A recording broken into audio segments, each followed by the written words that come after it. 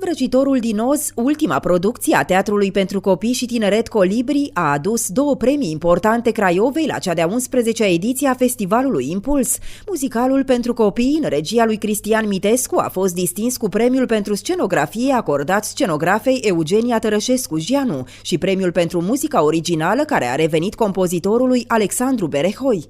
Până la urmă, cred că aceste premii certifică valoarea pe care echipa Teatrului Colibri o are și cred că fac cinste nu numai teatrului, dar și orașului. Ne-am prezentat cu fruntea sus și am impresionat nu numai publicul, copiii, ci și juriul care a decernat aceste premii. Un juriu format din profesioniști cu foarte multă experiență în domeniul teatrului de animație și teatrului pentru copii. Deci cred că este un alt impuls, cum spune și festivalul la care am participat, pentru noi să mergem pe același drum. Cred că facem lucruri bune.